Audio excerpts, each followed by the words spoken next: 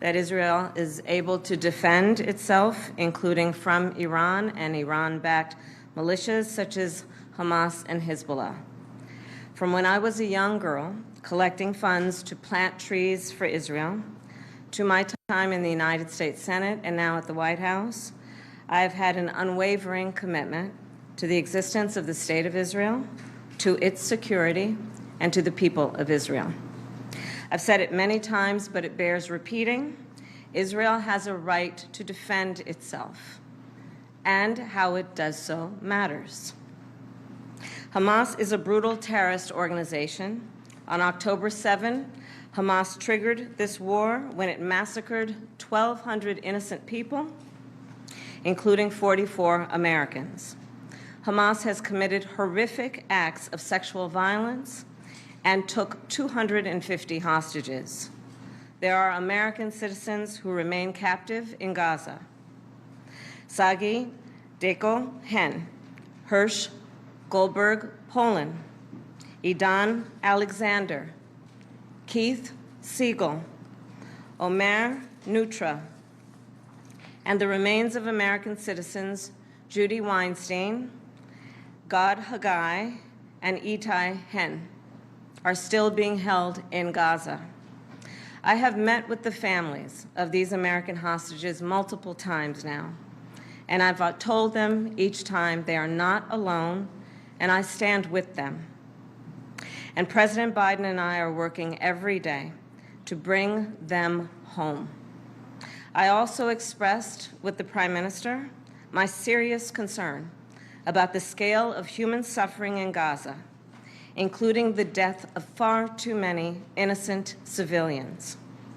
And I made clear my serious concern about the dire humanitarian situation there, with over 2 million people facing high levels of food insecurity, and 500,000 people facing catastrophic levels of acute food insecurity. What has happened in Gaza over the past 9 months is devastating. The images of dead children and desperate, hungry people fleeing for safety, sometimes displaced for the second, third, or fourth time. We cannot look away in the face of these tragedies. We cannot allow ourselves to become numb to the suffering, and I will not be silent. Thanks to the leadership of our President, Joe Biden, there is a deal on the table for a ceasefire and a hostage deal. And it is important that we recall what the deal involves. The first phase of the deal would bring about a full ceasefire, including a withdrawal of the Israeli military from population centers in Gaza.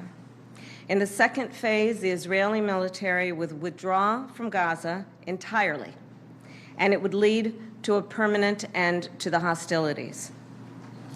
It is time for this war to end, and end in a way where Israel is secure, all the hostages are released, the suffering of Palestinians in Gaza ends, and the Palestinian people can exercise their right to freedom, dignity, and self-determination.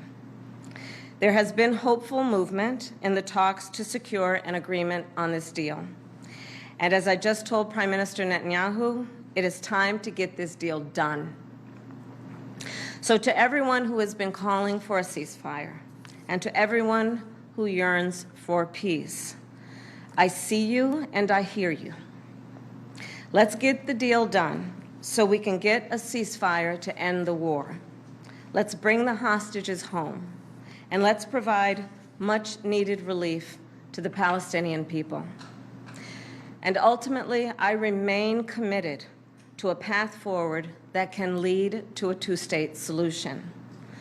And I know right now it is hard to conceive of that prospect, but a two-state solution is the only path that ensures Israel remains a secure, Jewish, and democratic state, and one that ensures Palestinians can finally realize the freedom, security, and prosperity that they rightly deserve.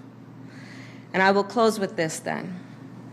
It is important for the American people to remember the war in Gaza is not a binary issue. However, too often the conversation is binary, when the reality is anything but. So I ask my fellow Americans to help encourage efforts to acknowledge the complexity, the nuance, and the history of the region.